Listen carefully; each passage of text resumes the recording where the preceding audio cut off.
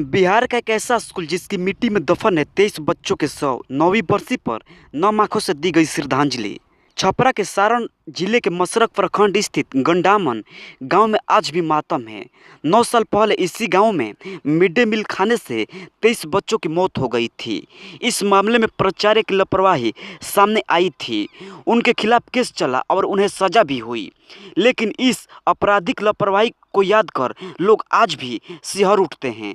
मध्याह्न भोजन योजना के निवाले से जान गंवाने वाले नवसृजित विद्यालय के 23 बच्चों की बरसी 16 जुलाई शनिवार को मनाई गई। 9 साल पहले 16 जुलाई 2013 को मसरक प्रखंड के धर्मासती बाजार के पास गंडामन गांव के सामुदायिक भवन में प्राथमिक विद्यालय चल रहा था।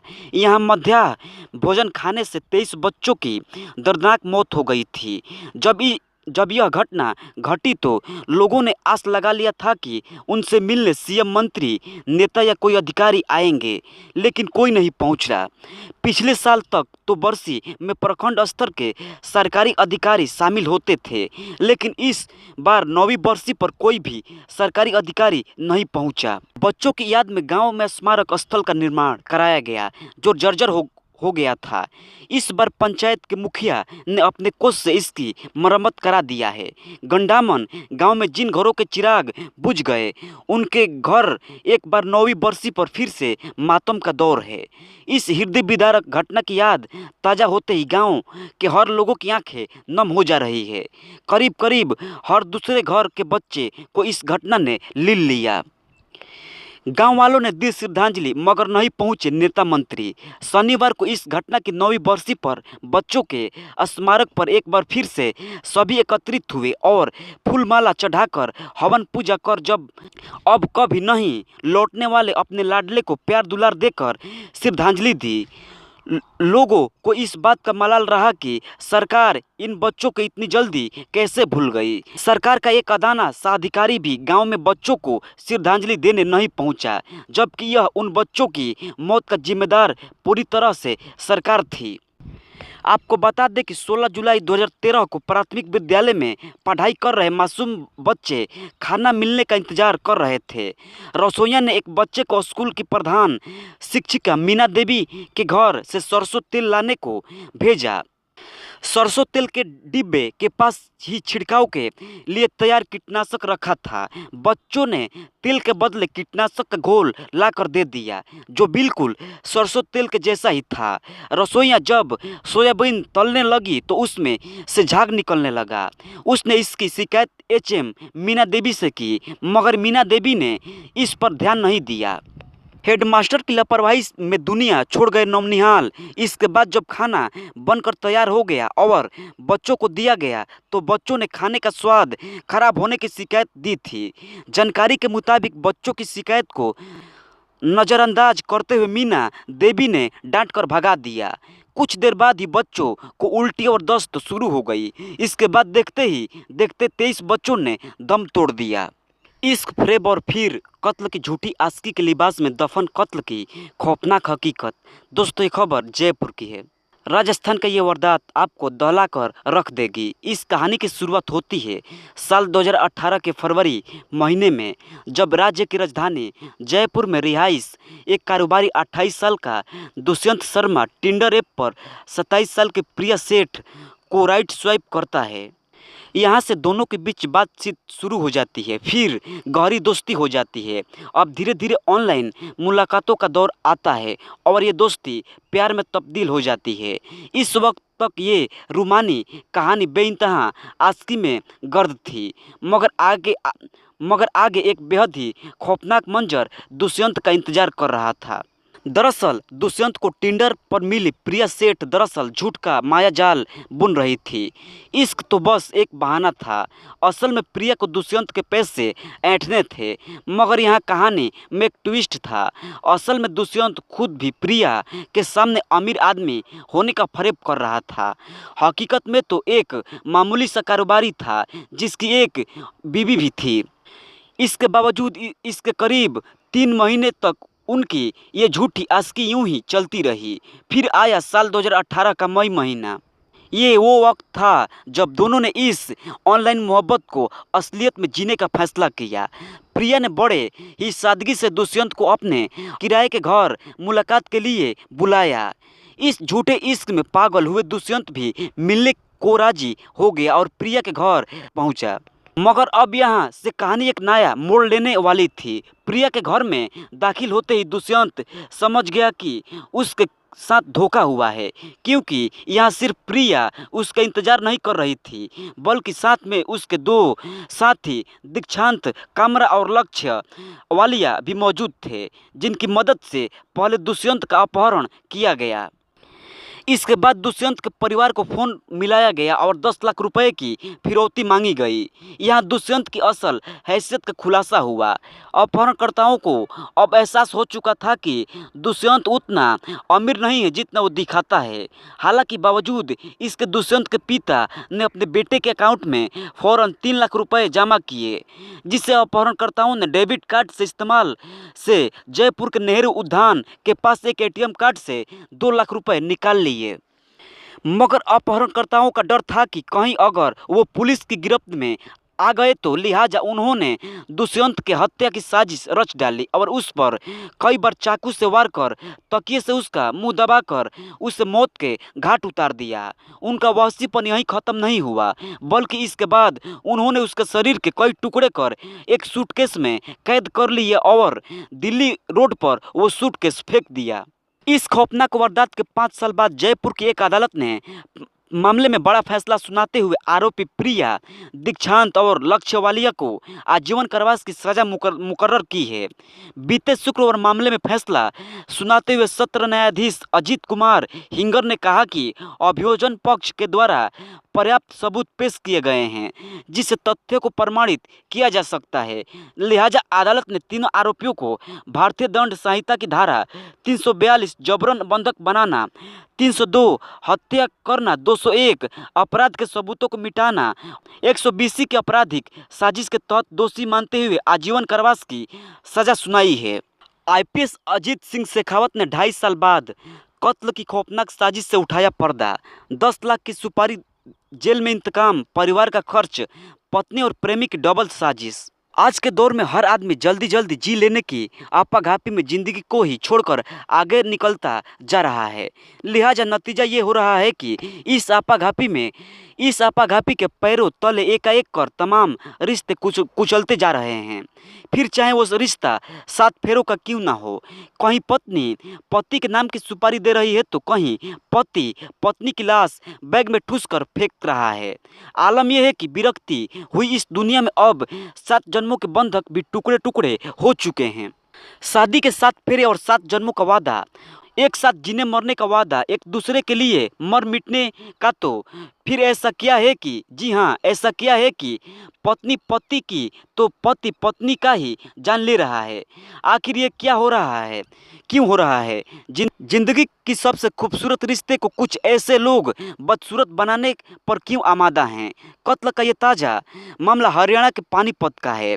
15 दिसंबर 2021 की कड़कती ठंड की रात हरियाणा के पानीपत में हार्ट्रोन कंप्यूटर सेंटर के संचालक विनोद भरांडा घर में आराम कर रहे थे। तभी घर में एक हथियारबंद आरोपी घर में घुसता है और विनोद को गोलियों से भून देता है और शोर शराबा होता है तो इलाके के कुछ लोग देव सुनार नाम के आरोपी को पकड़ लेते हैं और पुलिस के हवाले कर देते हैं। यहाँ ये भी बता दें कि विनोद के कत्ल के 2.5 महीने पहले विनोद का एक्सीडेंट हुआ था जिसमें उनकी जान बाल बाल बची थी। ये एक्सीडेंट करने वाला कोई और नहीं बल्कि यही हमलावर था जिसने विनोद की गोली मारकर हत्या कर दी थी। यहाँ तो ये बात समझ आ रही है कि विनोद को एक्सीडेंट में मारने की साजिश रची गई थी। वो साजिश नाकाम हुई तो कातिलों ने प्लान बी तैयार किया। प्लान बी के तहत देव सुनार की जमानत कराई गई और फिर उससे ही विनोद की हत्या करा दी गई। अब यहाँ सवाल ये उठता है कि आखिर ये साजिश कौन रच रहा है? पुलिस ने 2021 में कत्ल की साजिश का खुलासा क्यों नहीं किया? तो आइए साजिश के हर पहलू की पड़ताल करते हैं। विनोद भरंडा के कत्ल का केस फाइलों में दब चुका था। इसी बीच पानीपत में एसपी अजीत सिंह शेखावत की तैनाती हुई। एसपी अजीत सिंह शेखावत को एक रोज विदेशी नंबर से सोशल मीडिया पर एक मैसेज मिला। ये मैसेज ऑस्ट्रेलिया से भेजा गया था। एसपी शेखावत ने जांच की तो पता चला कि ये नंबर ऑस्ट्रेलिया में विनोद भरंडा के भाई का है। इस नंबर से भेजे गए संदेश में कहा गया था कि विनोद भरंडा की हत्या में परिवार के लोगों का हाथ है। इस कत्ल के मामले में दोबारा जांच की जानी चाहिए। एसपी अजीत शेखावत को समझने में देर नहीं लगी। ये एक गहरी साजिश है जिसमें खुद पुलिस वालों के तार साजिश से जुड़े हैं। लिहाजा विनोद के सड़क हादसे और हत्या के दोनों केस की फाइल टेबल पर मंगवा ली गई। एसपी शेखावत खुद ही फाइल को स्टडी कर रहे थे। एसपी साहब ने CIA 3 के चीफ और तेज तर्रार अफसर दीपक कुमार को जांच में लगा दिया। जांच शुरू हुई तो कड़ी से कड़ियां जोड़ने लगी। पुलिस ने कोर्ट में अर्जी देकर मामले की दोबारा जांच करने की गुजारिश की। चूंकि कत्ल का आरोपी देव सुनार पानीपत जेल में बंद था, कोर्ट में केस का ट्रायल चल रहा था। पुलिस ने आरोपी देव सुनार के मोबाइल नंबरों की जांच की तो पता चला कि जेल जाने से पहले और जेल जाने के बाद से उसकी सबसे ज़्यादा बातचीत सुमित नाम के शख्स से होती थी। पुलिस ने सुमित के कॉल डिटेल्स निकाले तो पता चला कि सुमित की बातचीत विनोद भरंडा की पत्नी निधि भरंडा से हुआ करती थी। पुलिस को इन लोगों की तिकड़ी पर शक गहरा होता शक यकीन में बदलने लगा तो पुलिस टीम ने बीती 7 जून को आरोपी सुमित उर्फ बंटू को हिरासत में ले लिया। सुमित ने खुलासा किया कि उसके विनोद की पत्नी से अवैध संबंध है, लिहाजा निधि के साथ मिलकर विनोद के कत्ल की साजिश रची गई। इस खुलासे के बाद पुलिस ने निधि को भी गिरफ्तार कर लिया। निधि से पुलिस ने पूछताछ की तो उसने सुमित उर्फ बंटू के साथ मिलकर पति के कत्ल की वारदात को अंजाम देने की बात कबूल कर ली। आरोपी सुमित उर्फ बंटू ने रिमांड के दौरान पूछताछ में बताया कि वह साल 2021 में पानीपत की एक जिम में ट्रेनिंग देता था। विनोद की पत्नी निधि भी वहां जिम करने के लिए आती थी। दोनों की दोस्ती हो गई और वो एक दूसरे से प्यार करने लगे। जब निधि के पति विनोद भरंडा को दोनों के रिश्तों के बारे में पता चला तो विनोद के साथ सुमित की कहासुनी भी हुई। विनोद घर पर अपनी पत्नी निधि के साथ भी झगड़े करने लगा, लिहाजा दोनों के विनोद को रास्ते से हटाने का प्लान बनाया। विनोद भरंडा की पत्नी निधि भरंडा ने पूरे हत्याकांड की मास्टरमाइंड निकली। निधि ने ही अपने जिम ट्रेनर प्रेमी के साथ मिलकर विनोद भरंडा के कत्ल की सुपारी दी। 10 लाख रुपए में तय की गई।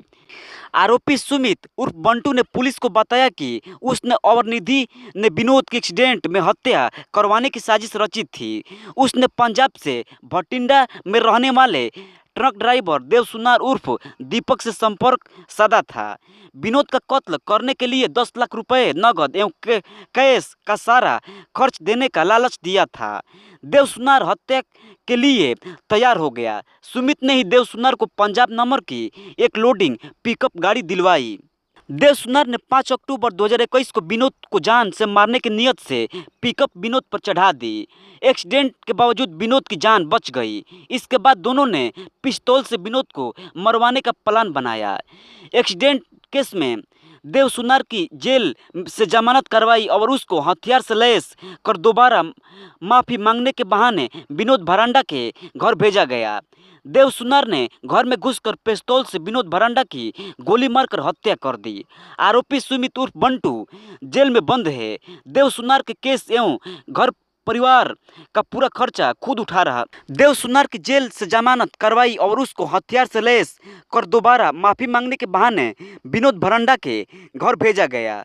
देव सुनार ने घर में घुसकर पिस्तौल से विनोद भरंडा की गोली मारकर हत्या कर दी। आरोपी सुमित उर्फ बंटू जेल में बंद देव सुनार के केस एवं घर पर परिवार का पूरा खर्चा खुद दे रहा था।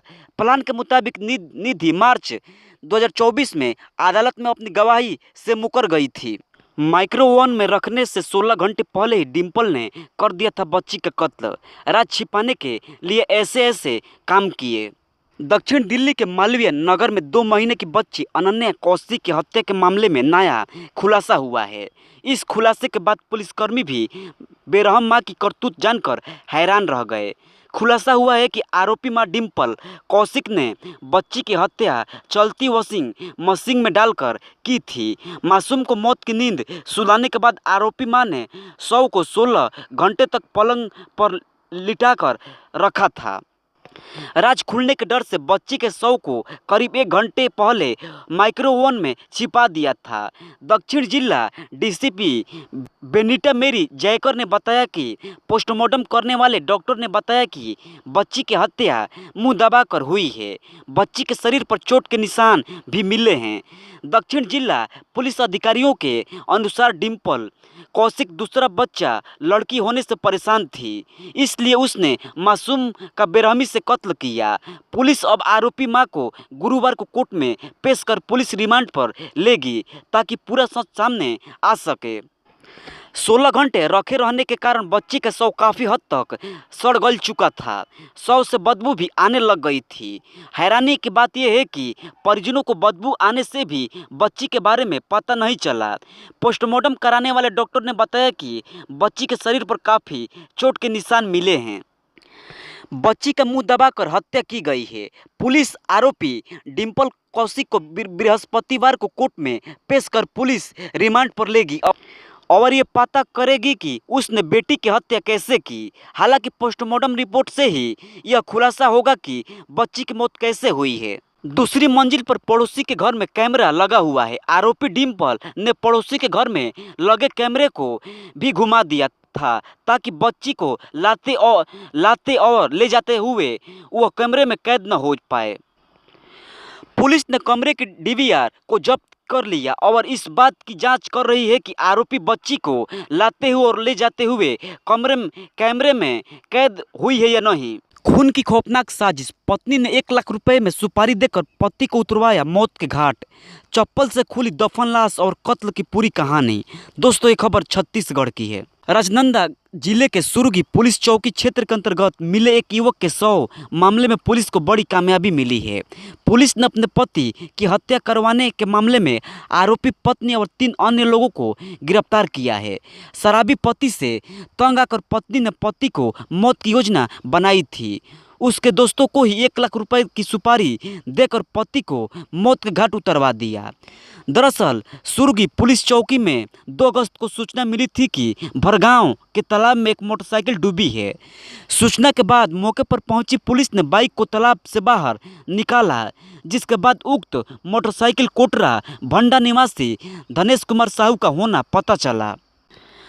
पुलिस ने धनेश कुमार साहू का पता करने उसके परिजनों से संपर्क किया। तब धनेश साहू का भतीजा दिलेश्वर साहू ने पुलिस को बताया कि 1 अगस्त की रात जब वह खाना खाकर सड़क पर टहल रहा था तभी नर्सरी की ओर से उसने अपने चाचा की आवाज़ सुनी थी। इसके बाद पुलिस धनेश साहू की खोज करने नर्सरी की ओर रवाना हुई। यहाँ छानबीन के दौरान रेत के ढेर में पैरों की अंगुलियाँ दिखाई दी। पुलिस ने तहसीलदार की मौजूदगी में देर से शव को बाहर निकाला और उक्त शव की पहचान धनेश साहू के रूप में की गई, जिसके बाद पुलिस ने प्रथम दृश्य ही इसे हत्या का मामला मानते हुए अपराध पंजीबद्ध कर लिया। आरोपी की तलाश में जुट गई। मौके पर डॉग स्क्वाड और एफएसएल की टीम को भी बुलाया गया। पूछताछ के दौरान पता चला कि मृतक के दोस्त धर्मेंद्र साहू और उपेंद्र साहू के साथ अंतिम बार देखा गया था। जब पुलिस ने उनसे पूछताछ की तो दोनों ने ही संदेहियों ने मृतक धनेश साहू को दारू और बीड़ी पहुंचाना बताया था। उसके बाद उससे मुलाकात नहीं होने की बात कही। पुलिस ने जब इन दोनों को ही संदेहियों से कड़ाई से पूछताछ की तो उन्होंने पूरे मामले का खुलासा कर दिया और अपना जुर्म स्वीकार कर लिया। पुलिस ने पूछताछ में आरोपियों ने बताया कि उन्होंने अपने एक अन्य साथी के साथ मिलकर धनेश साहू की हत्या उसकी पत्नी के कहने पर की है। हत्या करने पर उसकी पत्नी सुमृत बाई साहू ने उन्हें 1 लाख रुपए देने का वादा किया था। बतौर पेशगी 70,000 रुपये भी दिया था। इस मामले में अतिरिक्त पुलिस अधीक्षक सुरेशा चौबे ने कहा कि मृतक की पत्नी ने ही अपने शराबी पति से तंग आकर उसकी हत्या करवाई है।